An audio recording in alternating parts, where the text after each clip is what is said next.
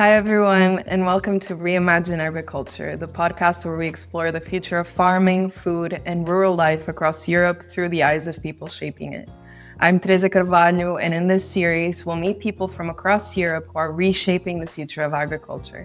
In this episode, we're heading to Belgium to talk to Lieven de Vreese, a farmer at the organic and community-supported farm Het Polderveld.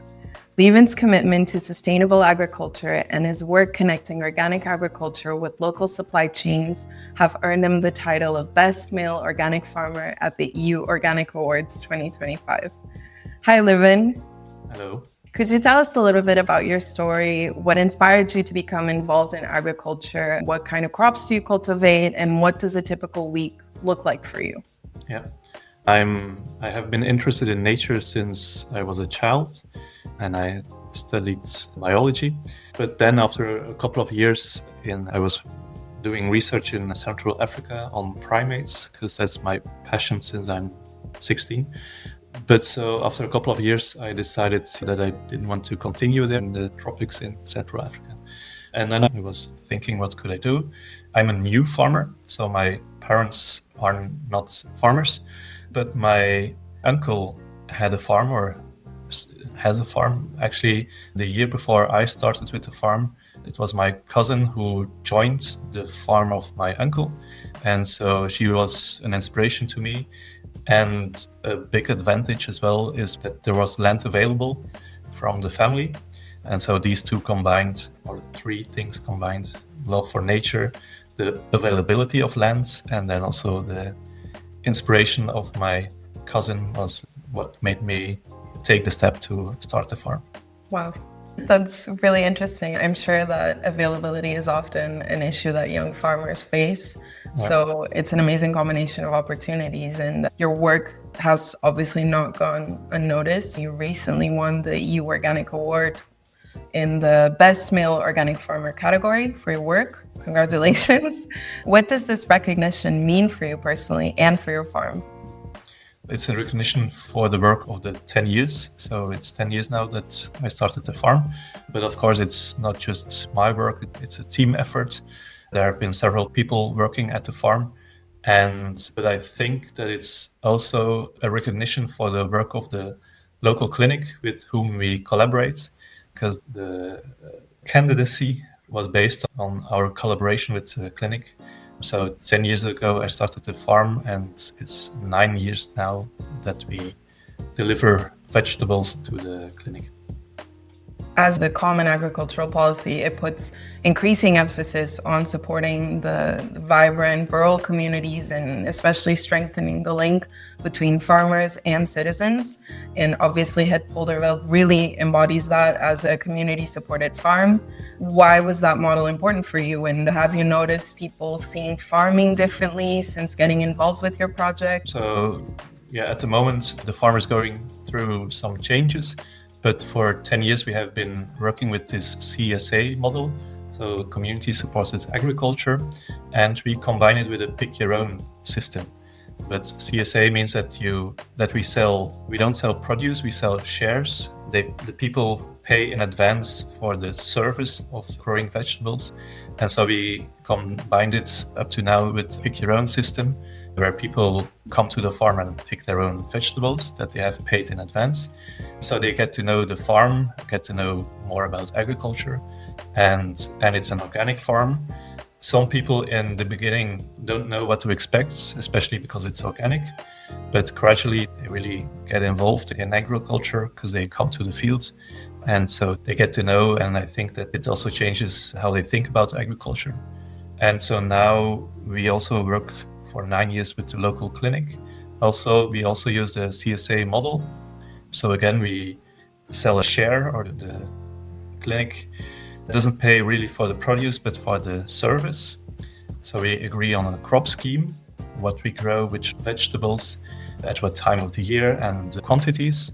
And then we also agree on a fixed price for that season, for a whole season. They pay in 4 times of the year, but so the price is fixed. And then we can start growing vegetables, and everything that comes from the fields goes to the kitchen. So you're building a connection with the food, the local organic food, and the people. And you're making sure it's local and there's this connection in the community that's really important. So you focus on shortening the supply chain by providing your products directly to local consumers and, as you said, the local clinic. Could you tell us a bit more? How did the partnership with the clinic come about? Actually, they were looking for someone who could provide vegetables for them. They built a new clinic, a new building around 8 years ago.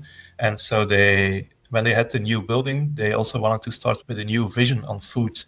So they place food central in the healthcare that they are providing. And by chance, we came into contact. It's a bit more than a kilometer from the fields, from the farm. So it's really close. We came into contact and then they asked the question if we could provide them with vegetables. Yeah. And what is really special is that farming is unpredictable inherently.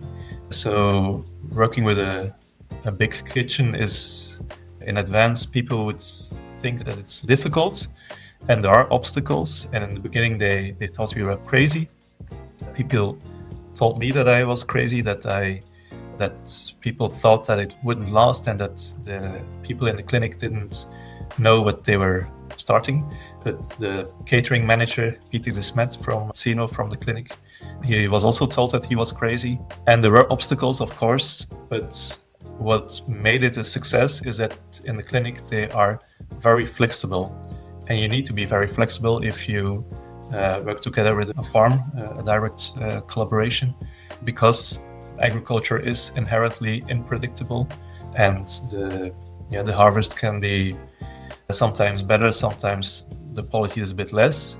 But so their kitchen is arranged that they are very flexible. They can work with small batches. They have a food library where they can store the different meals. Actually, they do pre-cooking with our vegetables. Then they can store it in the food library for up to 3 weeks, I think. And the last part of the cooking process is at the last moment, just before the meals are being served. In a traditional clinic, usually the meals are prepared several hours in advance and then they are kept warm up to the moment of serving the meals. But for nutrition, it's much better to have to work with this other system. The patients also have more choice what they eat. And so it also enables them to work with small batches. They can just prepare a batch with several meals, and then because there is this choice possibility for the patients, they can just, if there are, 10 meals of a certain meal, then they can take this out of the library, and that's what makes it very flexible and what makes it a success, our collaboration.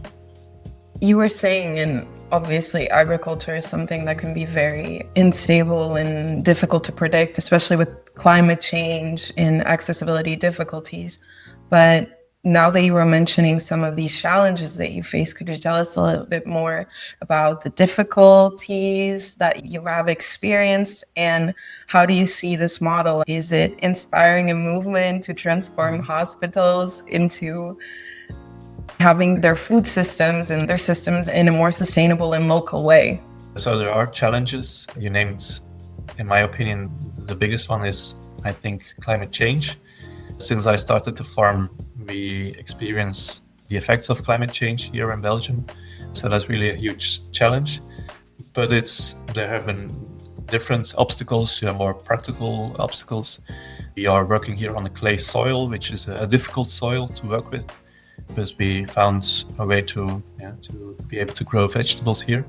And then just with the collaboration, if I look back at the beginning, how it was and how it is now, the crop scheme is much more adapted to what the kitchen can transform. I can say that now it is working fine with the clinic. And what is really nice to see is that now our collaboration is also an inspiration for other health institutions. We have been working on a project now for 2 years. It's called ZoBio, to connect organic farms with health institutions. And so our farm was the example of this project. But there are 5 other farms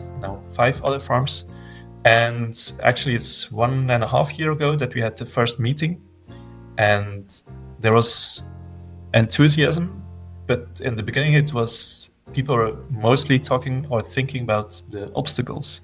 How can we do this? How can these vegetables get from the fields, from a farm to the kitchen, and then how do we deal with it in the kitchen? And especially for the kitchen people, it was really something in their head, not so easy to see the possibilities. But so now it's near the end of this project, and it's really nice to see that these obstacles, not all of them are gone, but it's really see that there is enthusiasm in the different health institutions, and that there are really concrete steps that are being taken. And so there are now also organic vegetables going from a farm to health institutions in other farms. And yeah, that's really nice to see.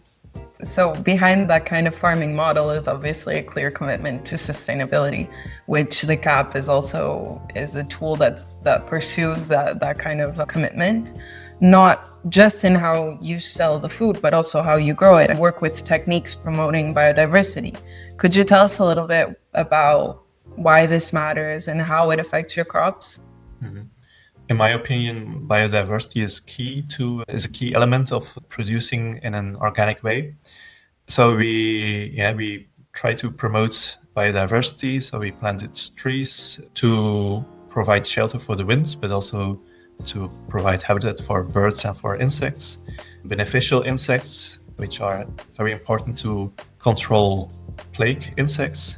So you need these beneficial insects to control the plague insects. It doesn't mean that there are no plague insects, but they should be under control. And so you need to provide habitat for these beneficial insects. Birds sometimes help to, for example, falcons can control the mice population. Other birds can help to control caterpillars. But also at the soil level, it's less visible, but a good soil is also a biodiverse soil. So with a lot of variety of bacteria and fungi. And you ideally want to have your root of your plant, of your produce plant, you want to have your roots covered with a lot of different microbes, fungi and bacteria, so that the ones that can harm your crops don't get access to your root, to your plant. So also at the level of the soil, biodiversity is really important. It's less visible, but I think it's a key aspect of growing organically. I think also that is obviously really important for farmers to know, but how do people become farmers, and how do you see this issue in Belgium specifically? What challenges discourage young people from entering the sector, and what changes do you believe are needed to address this? Mm-hmm. So I'm a new farmer, as I said. My parents were not farming when I started, and access to land is a big challenge. Yeah, that's, I think, the biggest challenge. But then you also need knowledge to start a farm. And in Belgium, we are lucky, maybe in a way. In Belgium, there's an NGO providing an education program. It's 2.5 years. And in the end, you work on a business plan because, of course, the financial aspect of farming is also important. And this NGO is really helping young people to start a farm. It's based on organic farming. And so I think there are possibilities to start farming if you don't have a farming background. But finding access to land is usually in the beginning the biggest challenge. But there you need to contact different people and look for opportunities. Usually for an organic farm or a small organic farm, you don't need so much area to start a farm. So I think there are really possibilities. Buying land is unfortunately in Belgium very expensive. That's often not possible. Yeah, but at the same time, I'm really glad to hear that this resource exists. And for our listeners, this is super valuable. In general, the farming population is aging quickly. And that's why generational renewal is such a key goal of the Common Agricultural Policy. But at the same time, there's a growing energy around doing things differently. And perhaps this will also attract new people. a focus on doing it more sustainably, locally, and collaboratively. It's encouraging how policies like the CAP are beginning to support this new wave of thinking. It isn't just about support and subsidies anymore. It's also about trying to promote innovation and sustainability and stronger rural communities. Despite the challenges, what gives you the most hope or energy right now, whether it's a new approach or a mindset shift or something that you're seeing in your own community? I would say that the ZoBio project that I talked about is really something hopeful, to see that our collaboration with the clinic here can be an inspiration for other farms and clinics, and that it is really happening also at other places. So that's really hopeful to see that there can be steps being taken in other places as well. That's really nice to see. Nice. And finally, thinking about all you've built and what you've learned along the way, for young Belgians that want to be part of transforming agriculture, even if they don't see themselves as traditional farmers, what small steps or actions would you encourage them to take to get started? And is there one practical piece of advice you wish you'd had before you started Het Polderveld? First of all, you need to acquire knowledge to start a farm. In Belgium, there's this NGO, but there are in different countries, I think there are different places where you can acquire knowledge. The best way of acquiring knowledge is to work on another farm. So that's the first step. And then you need to get access to land. So therefore you need to talk to people, I think, and explain your ideas to a lot of people. And then hopefully one possibility will pop up. And you also asked about advice. I would say start small, but also plant trees. Yeah, what I said, in my opinion, biodiversity is key. Trees provide a stable habitat for biodiversity.